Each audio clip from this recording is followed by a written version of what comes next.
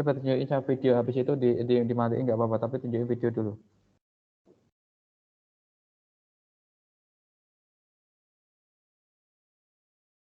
Oke, kemudian Mas Aldi Arda. Ada, Pak.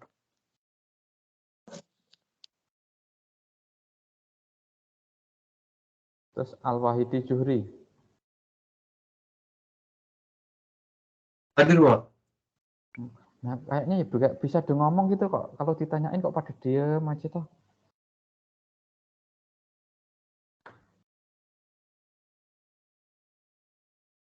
Nanti IP-nya 4 deh rata-rata nanti, tapi kalau model komunikasi seperti ini nggak bisa jalan nanti Anda. Maksudnya nggak bakal bagus itu, ya.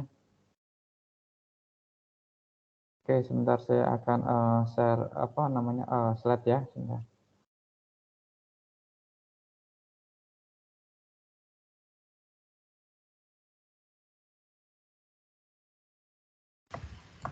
Sudah muncul di monitor? Sudah, Pak.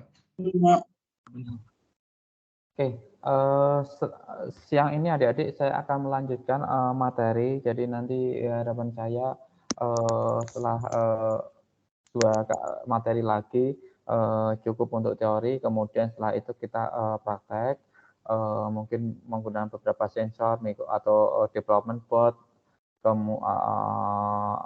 bisa juga nanti menggunakan aktuator. Nah, siang ini saya akan menyampaikan materi terkait dengan pneumatis. Ya. Pneumatis itu adalah berasal dari bahasa Yunani yang berarti pneuma. Artinya apa? Napas atau udara. Nah, istilah pneumatik itu selalu berhubungan dengan teknik pengumpulan udara yang bertekanan atau disebut dengan kompresi. Baik tekanan di atas 1 atmosfer maupun tekanan yang di bawah 1 atmosfer. Kalau di bawah 1 atmosfer itu disebut dengan vakum. Nah, pneumatik itu merupakan ilmu yang mempelajari teknik pemakaian udara bertekanan. Jadi, ilmu yang mempelajari teknik pemakaian udara bertekanan, ya, udara gempa atau kompresi. Nah, setiap pabrik ataupun perkantoran, ya, mayoritas itu biasanya pasti butuh udara bertekanan. Contoh misalkan, kalau di manufaktur itu ada pneumatis yang digunakan untuk mengepres ataupun untuk menggerakkan sistem ban berjalan ataupun yang lainnya. Contoh misalkan di Undip. Undip ini apalagi dunia pendidikan, nggak usah jauh-jauh dunia pendidikan. Di ini saja di lab terpadu ya, di lab terpadu ataupun di laboratorium. Nah, itu pasti butuh namanya udara yang bertekanan. Ya. Nah, udara di permukaan bumi itu terdiri dari berbagai macam campuran, bermacam-macam gas. Nah, gas komposisi ini dari macam-macam gas tersebut itu biasanya terdiri dari 78% volume gas, ya, itu bisa apa namanya, ada nitrogen, ada karbon dioksida, argon, helium dan sebagainya. Nah, dalam sistem pneumatik, udara difungsikan sebagai media transfer sebagai penyimpan tenaga. Nah, caranya apa? Caranya adalah ditekan atau dimampatkan atau dikempa. Nah, udara termasuk golongan zat fluida karena sifatnya yang selalu mengalir dan bersifat kompresibel. Artinya kompresibel itu adalah dapat dikempa. Nah, sifat udara itu senantiasa mengikuti hukum-hukum gas. Karakteristik udara itu ya dapat diidentifikasikan sebagai berikut. Jadi pertama adalah udara mengalir dari tekanan tinggi ke tekanan yang lebih rendah.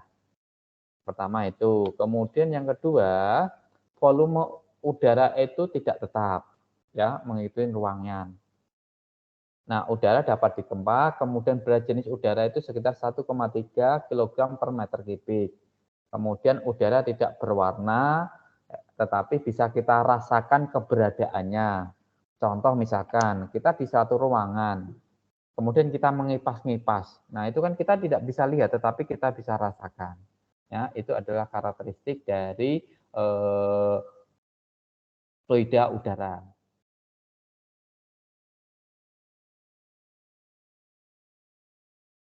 Oke, sebentar. Oke.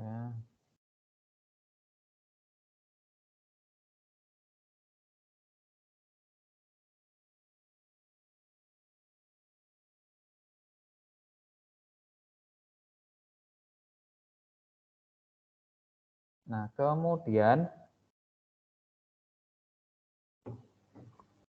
ini adalah beberapa aplikasi penggunaan pneumatis. Penggunaan udara bertekanan sebenarnya dapat dikembangkan untuk berbagai keperluan proses produksi, misalkan untuk melakukan gerakan mekanik yang selama ini dilakukan oleh tenaga manusia, seperti menggeser, mendorong, mengangkat, menekan, dan lain sebagainya. Nah, gerakan mekanik tersebut dapat dilakukan juga dengan komponen pneumatik, misalkan menggunakan silinder pneumatik, motor pneumatik, kemudian robot pneumatik, dan lain sebagainya. Nah, perpaduan gerakan mekanik oleh aktuator pneumatik dapat dipadu menjadi gerakan mekanik untuk keperluan proses. Jadi bisa misalkan, oh kita ingin ada dorongan terhadap suatu objek, nah kita bisa menggunakan pneumatis. Contoh kalau misalkan Anda tidak mau jauh-jauh sebenarnya, salah satu perusahaan yang menurut saya cukup bagus di daerah apa namanya Demak, eh, Semarang menuju Demak itu ada namanya apa namanya perusahaan yang membuat packaging ya, saya lupa namanya. Itu dia membuat packaging untuk perusahaan Wardah. Wardah itu alat kosmetik, bedak dan lain sebagainya. Mungkin yang mbak-mbak yang cewek kenal kosmetik Wardah ya. Nah, di situ banyak sekali pneumatis yang dipakai. Jadi adik-adik ketika kita membuat alat wadah kosmetik itu ada standarnya sendiri-sendiri. Oh ini tidak boleh ada debu masuk ruangan. Sehingga pekerjanya itu menggunakan pakaian yang baju putih-putih itu. Putih kemudian sepatu pun nggak bisa masuk ke dalam. Jadi memang harus ada sudah disediakan sandal di dalam. Nah kemudian ketika kita masuk itu divakum dulu agar apa debu-debu yang menempel di bagian tubuh kita itu akan terangkat dari tubuh kita. Nah, kemudian pemakaian pneumatik di bidang produksi telah mengalami kemajuan besar, terutama pada bidang perakitan atau manufaktur, kemudian elektronika, obat-obatan, makanan, kimia, dan lain-lain. Nah, tidak perlu jauh-jauh juga. Anda kalau misalkan apa namanya lihat robot yang dipakai lomba mahasiswa, itu kan juga ada pneumatisnya, ya. Misalkan dia berfungsi untuk mendorong atau melempar bola atau apa ya, membantu untuk mengangkat robot dari badannya sendiri, ya. Jadi begitu ada titik suatu objek yang ditentukan, dia pneumatiknya akan mengangkat, kemudian robotnya bergerak ke depan. Misalkan seperti itu. Nah, pemilihan penggunaan udara bertekanan pneumatik sebagai sistem kontrol dalam proses otomasi karena pneumatik mempunyai beberapa keunggulan. Di antaranya adalah mudah diperoleh. Nah, bersih dari kotoran dan zat kimia yang merusak. Kemudian mudah didistribusikan melalui saluran atau selang yang kecil, aman dari bahaya ledakan dan hubungan singkat. Kemudian dapat dibebani lebih, kemudian tidak peka terhadap perubahan suhu dan lain sebagainya. Nah, secara umum, udara yang dihisap oleh kompresor akan disimpan dalam suatu tabung penampung. Nah, sebelum digunakan, udara dari kompresor diolah agar menjadi kering. Nah, dan mengandung sedikit pelumas. Kenapa harus kering? Karena ada proses kondensasi agar udara itu terbebas dari kandungan air. Nah, setelah melalui regulator, udara dapat digunakan menggerakkan katup penggerak atau aktuator, baik berupa silinder, stang torak yang bergerak translasi, maupun motor pneumatik yang bergerak rotasi. Nah, gerakan bolak-balik atau translasi dan berputar rotasi pada aktuator digunakan untuk berbagai keperluan gerakan yang selama ini dilakukan oleh manusia atau peralatan lain. Artinya bahwa pneumatik ini bisa menghasilkan pergerakan, rotasi atau translasi, hanya saja bagaimana kita mendesain sistem mekaniknya.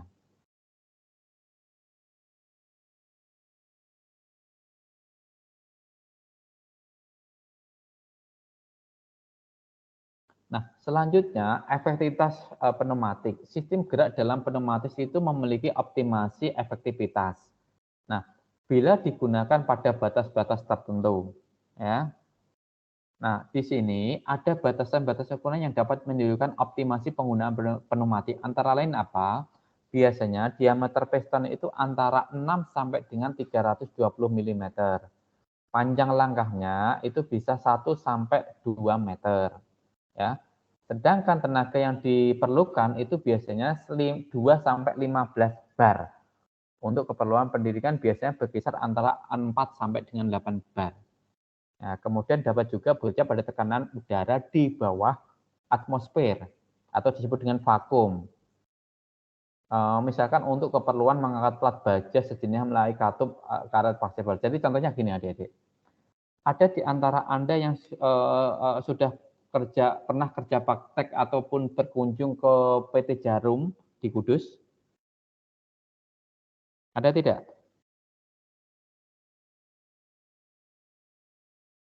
Halo? Dari saya belum, Pak. Dari saya belum, Pak. Belum ya. Ada yang rumahnya Kudus? Ada yang rumahnya Kudus? Farel Akbar rumahnya mana? Kalau saya dari Cilegon, Banten, Pak. Ya kan. Satu angkatan ini atau mata kuliah ini nggak ada yang dari Kudus? Izin jawab Pak, saya dari Kudus Pak. Nah, keluar juga. Namanya siapa tadi? Saya Salman Pak. Mas Salman. Kudusnya mana Mas Salman? Saya kota Pak. Ya, ya kota itu kan banyak ya, Simpang 5 kah? Atau misalkan apa namanya? Mana dekat gedung DPRD itu kah atau mana? Kotanya mana? Saya masih dekat Masjid Menara Kudus itu Pak. Pernah ke PT pabrik rokok Jarum Kudus? Kalau saya sendiri belum pernah Pak. Jadi adik-adik, sayang sekali kalau misalkan Mas Salman ya, istilahnya rumahnya Kudus tapi belum bisa masuk. Coba sekali-sekali Mas, kalau menurut saya bagus ya. Jadi gini, pabrik rokok Jarum Kudus ya, itu produknya itu ribuan ya, bisa sehari itu bisa ya jelas lebih lah ya, kapasitas yang dihasilkan. Nah, itu yang menggunakan mesin, tetapi yang menggunakan manual memang bukan bisa dihitung sih, jumlahnya juga besar karena karyawan manual juga besar. Nah, tetapi yang matic ya atau Messi itu diantaranya adalah menggunakan pneumatis. Jadi pneumatis dipakai untuk menghisap. Menghisap maksudnya adalah ketika kotak-kotak box satu rokok satu bos ya, itu sudah jadi langsung dihisap, langsung ditaruh kayak di kerdus-kerdus itu. Sangat cepat sekali ya. Jadi satu batangan itu, satu ler lah ya bahasa bahasa Jawanya kalau orang rokok itu kayak lewat pralon-pralon itu sebul, ditekan pakai udara itu cepat sekali, wus wus wus wus wus gitu. Jadi itu menggunakan pada waktu itu adalah menggunakan teknologi atau mesin dari Jerman. Nah, itu salah satunya. Kemudian contoh lain misalkan mesin vakum. Mesin vakum itu adalah mesin yang dipakai untuk menghisap udara. Nah, jadi contohnya adalah pabrik paper mill. Nah, masih di Kudus juga, pabrik kertas paper mill. Untuk membuat kertas itu dari bubur kertas ya, disebut dengan stok ya. Itu kan kan kayak kalau kita membuat topeng ya, itu kan koran, kemudian kita kasih lem kanji, koran yang kita sobek-sobek, kemudian kita rendam sama air, habis itu airnya dihilangkan tinggal sedikit saja ya, atau korannya sudah lembab atau basah-basah itu, kita campur lem kanji. Lem kanji kemudian kita kita ratakan. Nah, kemudian kita kasihkan dari cetakan kertas koran tadi sama lem kanji yang sudah ratakan ke homogenitasnya, kita taruh kayak di patung gitu ya, muka gitu. Nah, habis itu kan Anda jemur tuh. Nah, jemur pada dasarnya adalah menghilangkan moisture, air yang ada di dalam kandungan kertas stok bubur tadilah, stok kertas koran bersama lem kanji itu dijemur itu untuk menghilangkan moisture. Nah, tetapi kalau menggunakan mesin itu menggunakan mesin vakum. Jadi ada kayak layar lebar, ya mesin itu berjalan, mesin itu kertas layarnya lah ya berjalan, kemudian ada di atas kasa-kasa itu ada bubur stok tadi. Nah, bawahnya itu vakum. Jadi menyedot kadar moistur dari campuran tersebut. Nah, itu menggunakan vakum ya. Nah, contoh yang lain adalah percetakan. Ketika kita membuat kardus-kardus atau reklame, itu di Kudus juga ada namanya pura pura cetak ya. Itu dia mengangkat kertas yang sudah jadi, cetakan itu juga menggunakan vakum juga pneumatis. Ya, pneumatis. Nah, itu contoh-contoh aplikasi dari pneumatis terkait dengan keperluan baik di industri ataupun yang menunjang kebutuhan kita sehari-hari. Ya, contoh kalau kita sehari-hari misalkan pneumatis itu diantaranya misalkan untuk membuat kayak sejenis blok rumah sekarang kan ada untuk udara itu loh. Udara di rumah itu kan caster atau apa. Nah, itu bisa menggunakan pneumatis. Tetapi kalau tekanan butuh gede ya harus menggunakan hidrolik.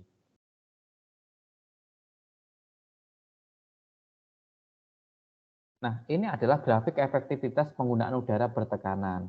Jadi,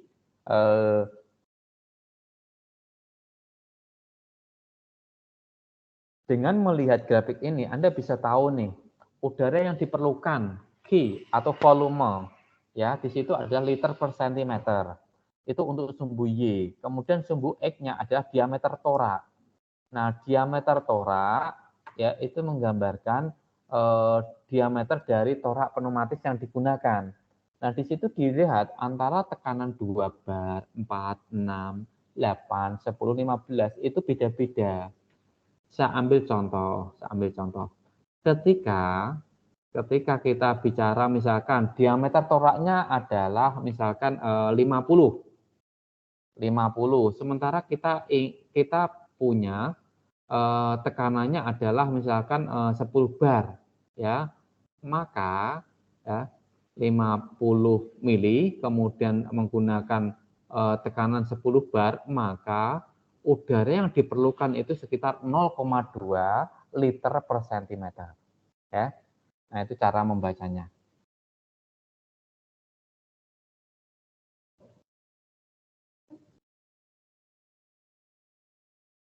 Nah, keuntungan penggunaan udara tekan atau udara gempa itu pertama ketersediaan yang tak terbatas ya, karena kita udara saat ini kan belum ya sebagai benda ciptaan Tuhan yang tersedia dengan gratis ya. Jadi Anda bisa bayangkan ya, orang sakit itu aja tabung oksigen itu kalau beli kan ya harganya mahal, sementara kita diberikan dengan mudahnya. Makanya harus sering bersyukur bahwa kita itu diberikan kesehatan sehingga kita bisa mendapatkan udara yang baik.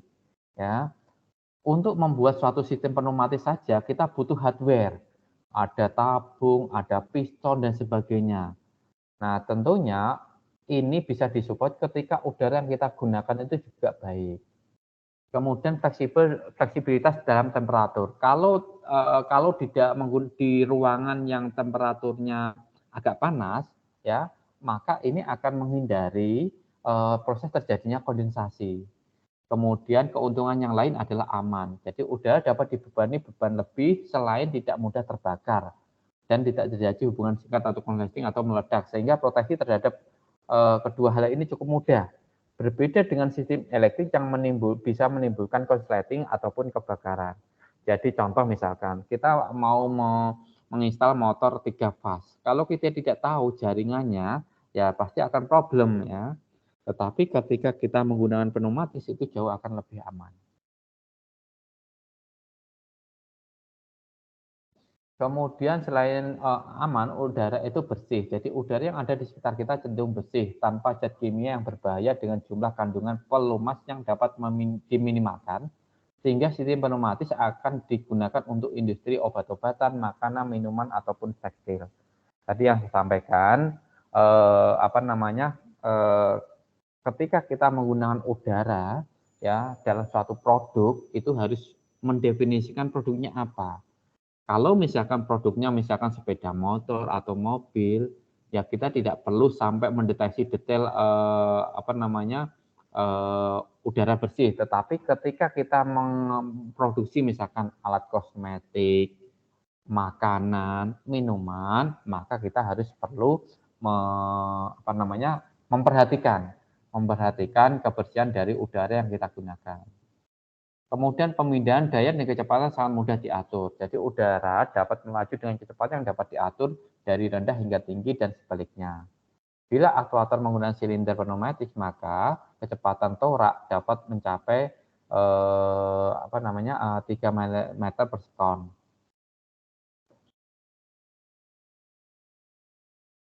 Nah, selain itu keuntungannya dapat disimpan, kemudian mudah dimanfaatkan ya.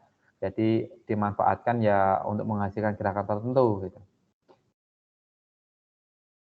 Nah, selain itu ada kita melakukan instalasi peralatan yang kerugiannya. Ini beberapa kerugian atau kelemahan ya. Yang pertama itu adalah memerlukan instalasi peralatan penghasil udara. Ya, jadi kita butuh namanya kompresor, penyaring udara, tabung pelumas dan lain sebagainya.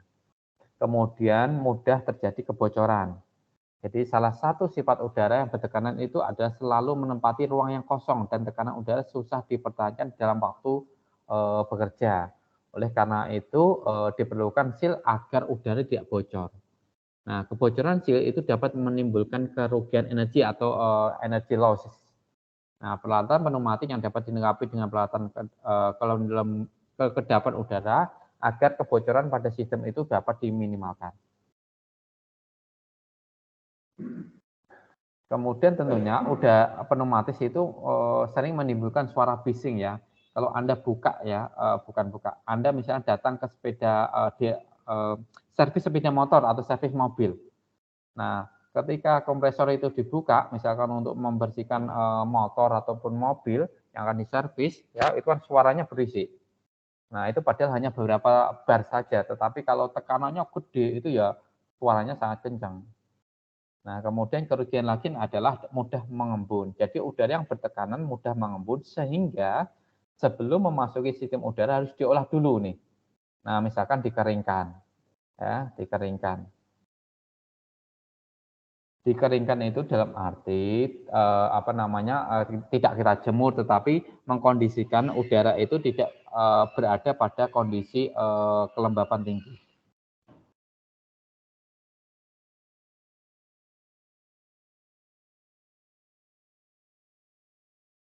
Nah, ini beberapa klasifikasi sistem pneumatis. Nah, secara garis besar, sistem pneumatis elemen pneumatis dapat digambarkan sebagai berikut. Yang pertama itu adalah output, itu aktuator. Kemudian ada juga pengendali sinyal, ya, pengendali sinyal, katup pengendali sinyal. Kemudian ada juga pemproses. Nah, katup kontrol ini misalkan AND, OR, NOR dan lain sebagainya. Kemudian ada juga katup input. Katup input itu misalkan katup tekan, tuas, roll, sensor dan lain sebagainya. Kemudian yang terakhir adalah sumber energi udara yang bertekanan. Nah, itu simbolnya kompresor, ya.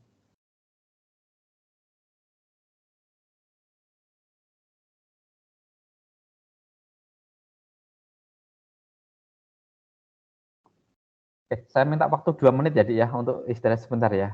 Oke, 2 menit saja ya, sebentar. Break 2 menit ya.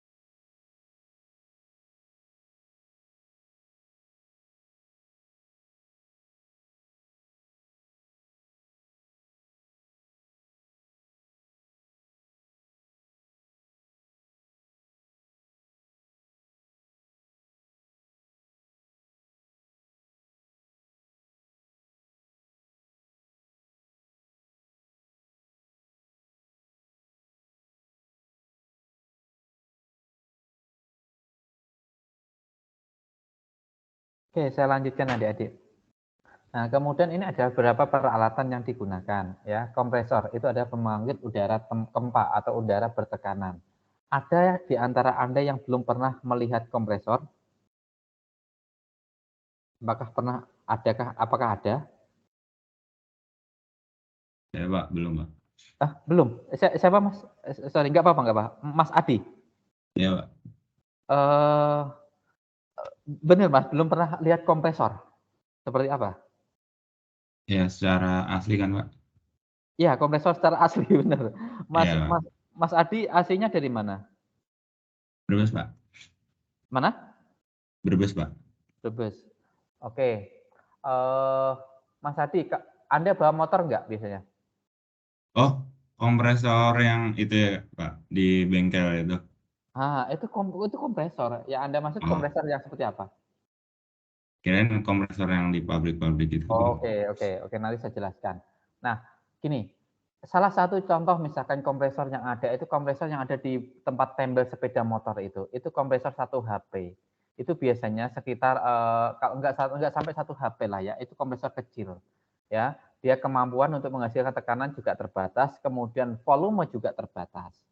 Jadi kompresor itu berfungsi untuk membangkitkan atau menghasilkan udara bertekanan dengan cara menghisap dan memanfaatkan udara untuk disimpan ya dalam tangki udara gempa untuk disuplai ke badan pemakai atau sistem pneumatik yang yang membutuhkan udara. Nah, itu adalah kompresor. Nah, ini contohnya kompresor. Ini mungkin Anda lihat, ini adalah kompresor yang 3 HP ya. 3 HP kecil ya, sebenarnya masih kecil juga. Jadi gini, kalau Anda lihat kompresor yang ada biasanya di tempat untuk tambal truk yang gede-gede itu sebenarnya hanya sekitar 2 HP. 2 HP 1 fast. Tetapi yang gede itu berarti yang 3 fast ya. Tadi kalau nggak salah Mas Adi ya menyampaikan belum lihat kompresor itu mungkin yang belum pernah melihat kompresor yang untuk di pabrik. Biasanya kalau pabrik butuhnya gede itu bentuknya kotak ya, bentuknya kotak. Jadi beda dengan kompresor yang kecil-kecil seperti ini. Nah, ini klasifikasi kompresor. Coba saya cari dulu sebentar. Kompresor pabrik. Oke. Nah, oke. Di monitor sudah muncul, Dek. Ini dari Google. Sudah muncul belum? Atau masih PDF? Udah Pak. Nah, ini contoh-contoh kompresor yang ada di pabrik. Biasanya kotak-kotak seperti ini, Dek. Nah, ini saya sering dulu pernah melakukan maintenance perawatan itu kotak-kotak seperti ini. Ya, contoh misalnya seperti ini. Nah, ini ya. Instalasinya seperti ini. Memang harus bersih ruangannya. Ya, ruangannya harus bersih. Nah, ini tabungnya. Nih, tabung untuk penyimpanan udara bertekanan yang dihasilkan, ya. Nah, Mas Adi sudah bisa membayangkan Mas kompresornya? Udah Pak. Sudah ya? Oke, kalau sudah saya lanjutkan. Nah, ini adalah beberapa klasifikasi. Kompresor itu bisa positive displacement, kemudian dynamic. Itu yang reciprocating, ada yang rotary. Reciprocating pun ada yang menggunakan piston, ada labirin, kemudian diaphragm, dan sebagainya. Sekarang kan rotary, itu loop, liquid, sliding fan, monoscrew, twin, dan lain sebagainya. Kemudian yang dynamic atau yang menggunakan turbo, itu ada yang centrifugal, axial, kemudian ejector. Nah, ini secara detail, itu biasanya dibahas di mata kuliah konversi nggak salah, mesin-mesin fluida. Nah, mesin-mesin fluida. Nah, itu dibahas di situ. Ya. Kemudian apalagi batan penggerak kompresor, mutar kompresor sehingga kompresor optimal. Oke, kompresor berdaya rendah menggunakan motor listrik 2 pas. Biasanya 1 pas lah, nggak ada 2 pas itu. Ya, 1 pas. Sedangkan kompresor yang berdaya tinggi itu menggunakan 3 pas atau mesin diesel. Ya, Itu contohnya. Jadi biasanya yang untuk pabrik AD jelas 3 fase. Oke, kemudian, nah biasanya kompresor di dalam pabrik-pabrik yang jumlah besar itu jarang sekali yang digeser-geser. Jadi tempatnya biasanya sudah satu fix gitu. Tinggal line udara kompresornya, line udara pneumatisnya saja yang dibuat. Nah, ini yang kompresor torak berpindah yang kecil ya. Tadi yang saya sampaikan contoh misalnya di tempat tambal ban. Nah, kemudian ini adalah unit pengolahan udara bertekanan ya. Jadi ada beberapa syarat harus dipenuhi, tidak mengandung banyak debu, kemudian mengandung kadar air rendah, kemudian mengandung pelumas sangat diperlukan untuk mengurangi gesekan antara komponen yang bergerak seperti pada katup-katup dan aktuator. Ini servis saya tunjukkan saja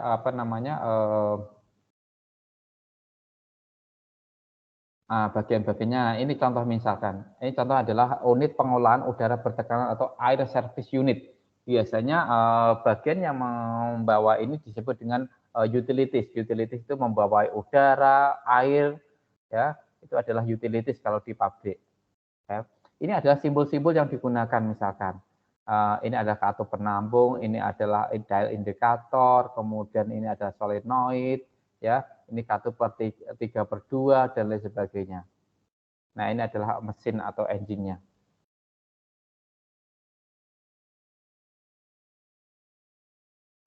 Nah untuk menghasilkan udara yang bersih, ya tidak mengandung kotoran, ya atau partikel-partikel kecil, maka kita butuh namanya filter udara atau air filter. Ya, sama seperti air mandi ya. Mungkin kalau Anda, saya nggak tahu, setelah dari PDAM itu kan Anda kadang tampung, sebenarnya itu masih ada beberapa kotorannya ya, atau bukan kotoran lah, partikel-partikel lah ya. Kalau Anda pengen bersih, maka Anda bisa gunakan filter, ya filter untuk menyaring agar udara yang dihasilkan itu jauh lebih bersih. Nah, ini ada tangki udara. Jadi begitu udara dihasilkan itu disimpan di sini. Nah, disimpan di sini pun sering terjadi kondensasi. Ya, ini simbolnya. Nah, di sini makanya sering sebaiknya kalau pagi itu ini dibuka. Dibuka adalah menghilangkan air yang terkondensasi di sini. Nah, ini pengering udara. Jadi sebenarnya kualitas udara itu ditentukan di mana kita menaruh kompresor. Ya, kecenderungannya udaranya basah ya, maka kita harus butuh pengering udara, ya air drying, sejenis kayak pemanas lah ya, pemanas sehingga benar-benar udara yang dihasilkan itu benar-benar udara yang bertekanan dan kering, agar tidak merusak sistem. Karena kalau basah itu akan merusak sistem.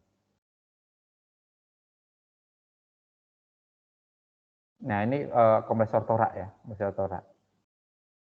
Nah, ini pemisah air ya. Udara bertekanan yang keluar melalui filter masih mengandung uap air. Kelembapan dalam udara bertekanan dapat menyebabkan korosi pada semua saluran, sambungan, katup dan lain sebagainya. Nah, ini contoh udara basah, kemudian ada proses kondensasinya dibuang sehingga udara yang kering itu dinaikkan. Nah, ini biasanya kita pakai ketika instalasinya itu dipakai di pabrik yang gede. Tetapi kalau hanya kita pakai yang kecil-kecil itu tidak perlu. Nah, tabung pelumas ini komponen sistem pneumatik memerlukan pelumasan atau lubrication agar tidak cepat aus, serta dapat mengurangi panas yang timbul akibat gesekan. Oleh karena itu, udara yang bertekanan mampat harus mengandung kabut pelumas. Ya, tujuannya ada tidak terjadi korosi dan tidak terjadi gesekan. Ini adalah regulator. Jadi regulator ini untuk mengukur udara yang diberikan. Saya masih ingat kalau nggak salah ini ketika lomba Antawirya di Prambanan, ya Prambanan. Nah itu nggak salah tabung apa itu sering pecah gitu ya. Nah pada waktu itu saya sore sampai sana di area Prambanan itu, kemudian saya tanya kenapa kok bermasalah. ini Pak sering pecah gitu kan, udah 2 kali atau berapa kali ganti tabungnya gitu. Kemudian saya tanya, "Lah ini ada regulatornya enggak?" Gitu. Regulator itu adalah untuk mengetahui suplai udara yang dihasilkan yang Anda alirkan. Nah, mereka tidak tahu akhirnya, apa namanya, saya minta pada waktu komtingnya, karena komtingnya masih pada waktu itu posisi di Semarang. Seingat saya itu komting 2013 atau 14 saya lupa, ya, 13 atau 14 lupa, saya telepon, "Mas, Anda kan masih di Semarang, Anda datang ke daerah Jonathan, alamatnya ini, ketemu dengan ini, silakan Anda beli regulator." Nah, akhirnya malam bisa dibawa dari Semarang ke Candi Prambanan, tempat di mana pelaksanaan, Eco Marathon, eee, lomba ya, itu diadakan sehingga malam tersebut ya bisa dipasang, regulator sehingga pas lombanya, setelah itu, lancar.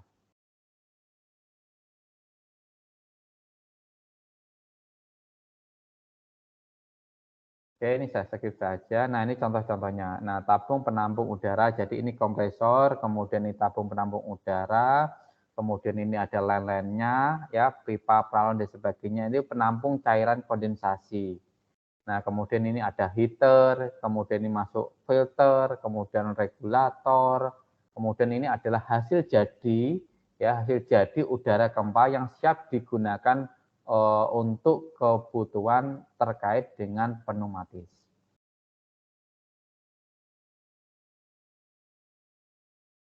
Oke, ini mhm.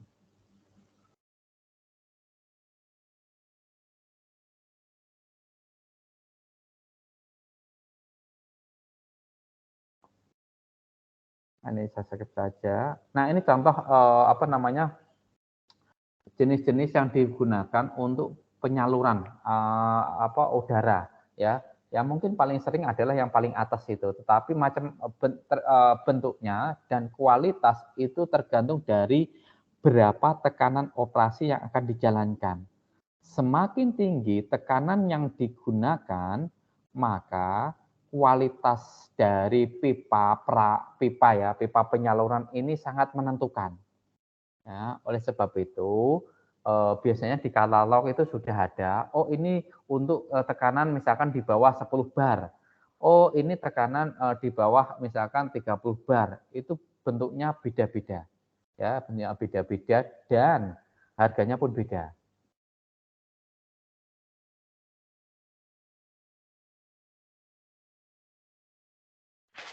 Nah, sementara ini adalah konektor yang berfungsi untuk menyambungkan atau menjepit kontak konduktor ya. Konduktor itu tadi selang atau pipa atau selang lah ya, selang yang dipakai untuk mengalirkan fluida udara. Nah, agar tersambung itu dibutuhkan konektor. Nah, konektor yang bagus itu adik-adik biasanya kalau tidak stainless juga tembaga. Saya baru kemarin sore saya akan membuat kayak heater ya, heater menggunakan, glass tube. Glass tube itu kayak tabung gitu yang isinya air. Nah, itu saya pakai instalasinya, itu menggunakan, apa, konektor tembaga. Nah, sudah hampir 5 tahun lebih lah ya, itu tidak korusi dan barangnya itu masih bagus gitu, ya, masih bagus itu. Jadi, apa namanya, walaupun kena hujan, kena panas ya, masih tahan dibanding dengan beberapa komponen yang lain, ya. Nah, kemudian ini katup-katup pneumatis. Pneumatis berfungsi untuk mengatur atau mengendalikan arah udara yang akan bekerja menggerakkan aktuator. Dengan kata lain, ini adalah berfungsi mengendalikan arah gerakan aktuator. Nah, katup-katup pneumatik diberi nama berdasarkan pada jumlah lubang, posisi kerja, jenis penggerak katup, nama tambahan yang lain sesuai dengan karakteristik katup. Nah, ini contohnya. Berikutnya adalah penamaan katup yang ada pada umumnya disimbolkan seperti ini. Apa namanya? Ini adalah ruang, ya. Ruangnya ada berapa ini? Ya. Nah, ini Anda bisa lihat, ya. Bentar. Ruang kalau di sini ada 1 2 ya, ada 2. Kemudian ada potnya ada berapa? Lubang potnya ada 1, kemudian ada 2, ada 3, ada 4, ada 5. Oke. Kemudian posisinya ada berapa ini? Dari simbol kartu di atas menunjukkan jumlah lubangnya, pot yang di bawah ya. Saya tunjukkan kecil biar bisa masuk semua. Sorry.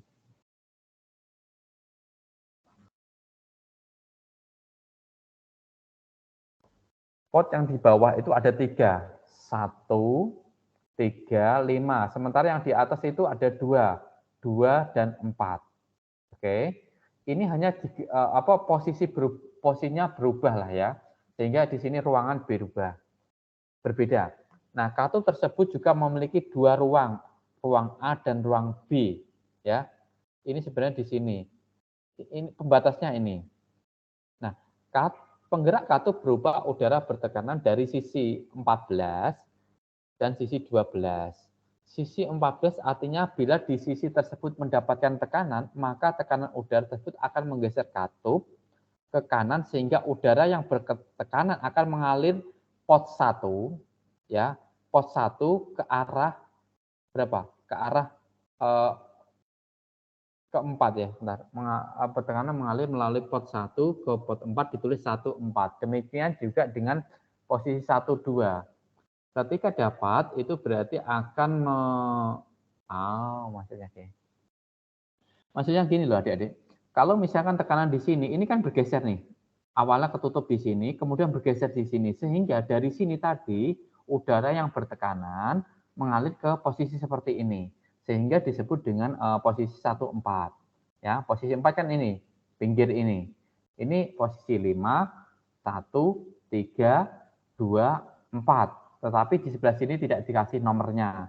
Kita anggap yang di sini yang sama. Maka kita ketika ada tekanan, awalnya kan di sini. Awalnya di sini lurus 1, 2. Tetapi ketika ada tekanan, ya, berarti ini ada lubang. Nah, udaranya dari 1 ke 2. Nah, ini akan mengartikan ruang B sehingga pot 1 akan terhubung dengan pot 2 sehingga disebut dengan 1, 2. Nah, berdasarkan di atas, potnya ada berapa? Ada 1, 2, 3, 4, 5. 5, kemudian ruangnya berapa? 2. Jadi kita bisa menyebut bahwa katup ini adalah katup 5/2. 5 itu jumlah potnya, 2 itu adalah jumlah ruang posisinya.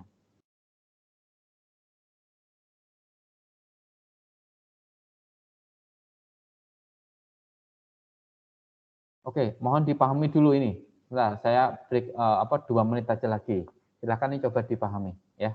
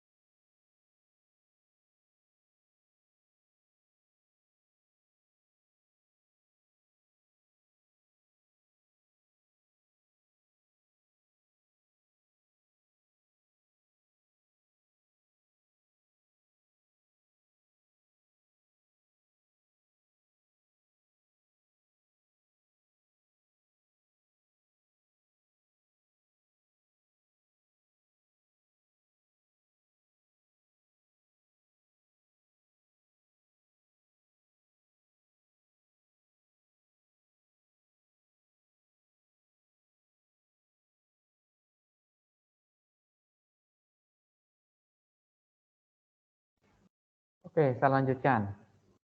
Jadi tadi adik-adik penyebutan katup itu jumlah potnya berapa, kemudian ruangnya berapa. Jadi kalau misalnya ada pot 5, kemudian ada ruang 2, maka kita menyebutnya ada katup 5/2. Jadi nanti kalau misalkan beli itu jelas paham yang dimaksud dari yang Anda kehendaki. Ya. Kemudian ini adalah katup ini memiliki 3 pot, ya, 3 pot. Jadi 1, 2, 3. Ruangnya 2, berarti disebut dengan 3/2. Nah, ini aktualisasinya itu menggunakan spring. Nah, ini misalkan menggunakan sejenis kayak sentuh gitu. Oke, penyaluran, pipa, balas dan sebagainya. Lah, kok nggak bisa? Bentar.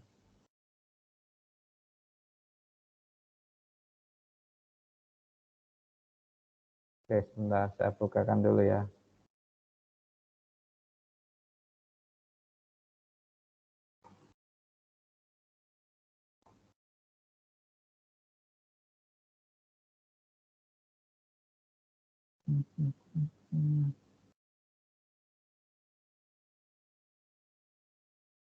Oh, sama.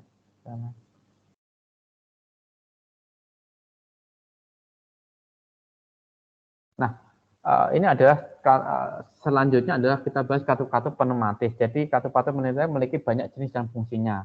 Ya, katup tersebut berperan sebagai pengatur atau pengendali dalam sistem pneumatik. Komponen-komponen kontrol tersebut dapat biasanya disebut dengan katup atau valves. Ya, desainnya macam-macam, dikelompokkan ada katup popet, katup geser dan sebagainya. Nah, ini juga fungsi-fungsi katup, ya, fungsi-fungsi katup bisa untuk katup pengarah, satu arah, pengatur tekanan, dan lain sebagainya. Dalam perkembangannya, bentuk katup itu banyak sekali, ya, tergantung fungsinya. Sebagai apa dia? Sebagai pressure control valve, ya. Setiap pabrikan mempunyai mempunyai produk sendiri-sendiri, ya. Tetapi prinsip konsep utamanya hampir sama. Nah, ini adalah katup pengarah atau directional control valve. Jadi dia hanya untuk berfungsi mengarahkan saja. Nah, kemudian ini contoh yang lain, ya. Nah, kalau Anda misalkan tertarik ya belajar valve itu di lantai 3 di lab itu sebenarnya ada dulu itu sudah saya buat papan untuk praktikum. Jadi Anda bisa menggunakan manual atau menggunakan elektrik. Manual itu maksudnya benar-benar ketika kita mengontrol gerak itu kita gunakan kompresor, kemudian gunakan katup-katup dan lain sebagainya sehingga nanti gerakannya seperti apa. Nah, itu yang di lantai atas, lantai 3, tetapi saya buat satu lagi yang pneumatis elektrik gitu. Jadi dia menggunakan sinyal-sinyal yang ada pada peralatan elektronik, misalkan sensor dan aktuator. Ya, contoh misalkan, ketika pintu lewat jam sekian, misalkan jam 10, maka ada dorongan dari pneumatis untuk menutup pintu. Nah, itu kita bisa kombinasikan dengan microcontroller. Ya. Nah, ini katup satu arah atau non-return valve. Artinya, dia hanya bisa mengatur arah aliran udara keempat dalam satu arah saja dan tidak bisa berbalik. Karena ada sejenis kayak bola. Ya.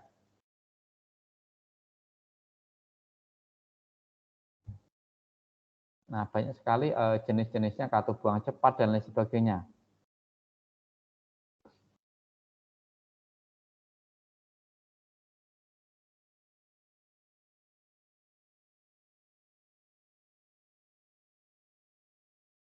Nah, ini contoh misalkan tadi yang katup pengatur aliran, flow control valve dan lain sebagainya. Simbolnya pun banyak sekali, ya. Oke. Oke, penggerak working elemen. Nah, ini tabungnya ya, silinder. Ya, silinder itu bisa satu arah, bisa dua arah, tergantung yang Anda ingin pakai, ya. Dan diameternya dari yang kecil sampai yang besar pun ada. Ya, kecil sampai besar pun ada. Nah, kemudian yang penggerak ganda itu double acting silinder. Jadi ada inlet itu dua di ujung-ujung. Apakah ini kita akan proses kerjakan ada tarik atau tekan? Nah, kita bisa kombinasikan, ya. Nah, ini ada inputan. Nah, di sini sama sini itu ada dua double acting cylinder, double acting cylinder. Nah, ini isinya oke.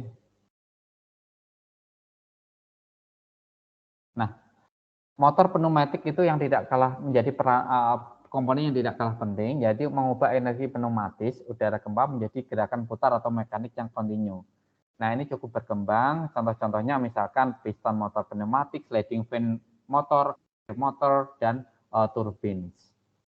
Nah, ini contoh-contoh motor-motor pneumatik. Ya.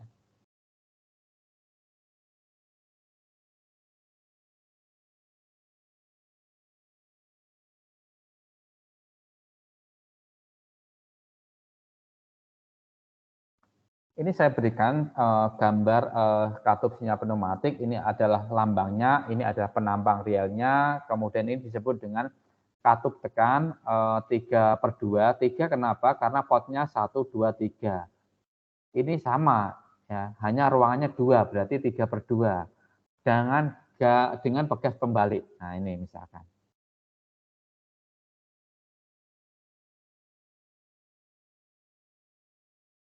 Nah, ini contoh juga yang lain. Nah, silakan nanti dipelajari yang ini.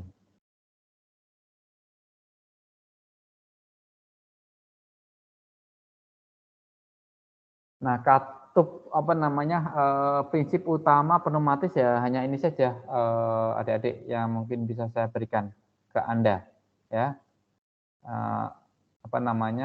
Kalau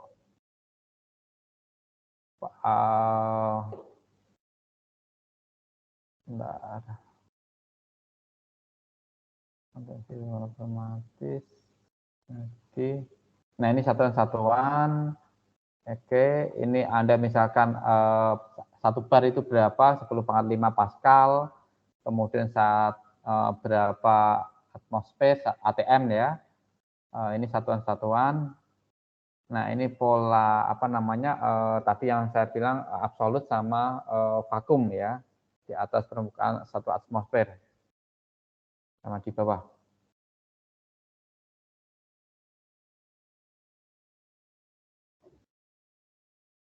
Nah, ini cara untuk mengukur head loss ya, kehilangan yang terjadi. Ya, kita P. Oke. Patan torak, V maju, V mundur.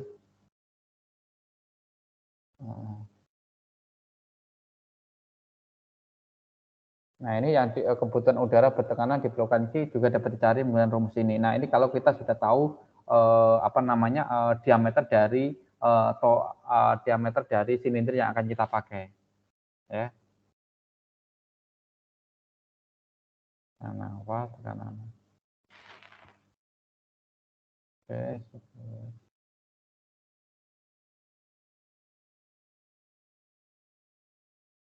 Nah, ini contoh misalkan pengendalian langsung silinder sederhana. Jadi misalnya kita punya paving atau apa ya, dia biar otomatis kita isi kemudian ditekan oleh silinder pneumatik ini. Jadi paving lah misalkan atau kerdus ya, ini akan turun. Sementara yang bawah akan didorong. Nah, maka akan terjadi proses berjalannya ini secara kontinu, ya.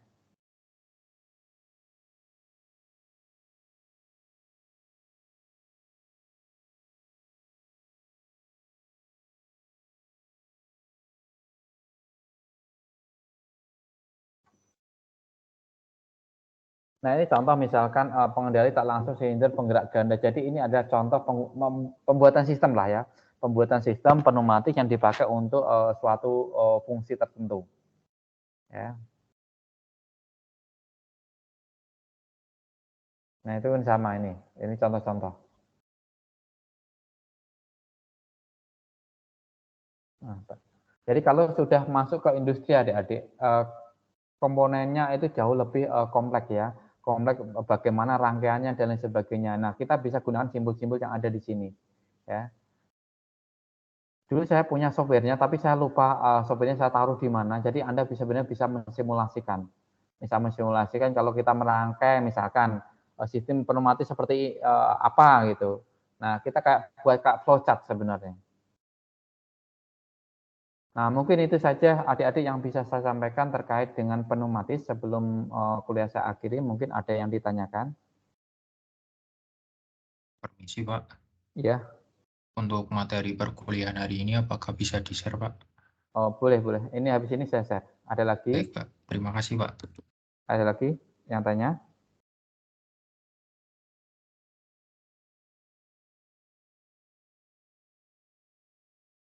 Nggak ada yang tanya, adik-adik? Cukup? Dari saya tidak ada, Pak. Tidak ada ya, oke. Ada yang belum absen? 69 dari 75. Bentar, saya coba cek. Andy Priambodo ada enggak? Enggak ada? Oke, kemudian oke. Nah ini, Lutfi Bayhaki, ada? Hadir, Pak. Oke, hadir, saya klik. Kemudian Muhammad Roynal Hakim. Enggak ada. Alif Rahman Wirza. Enggak ada.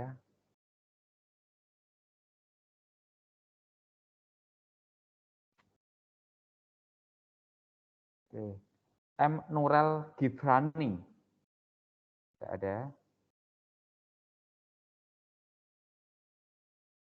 Alif Fernanda Al-Yarham. Enggak ada. Nah, mungkin itu. Berarti ada 5 mahasiswa yang tidak masuk. Oke, adik-adik,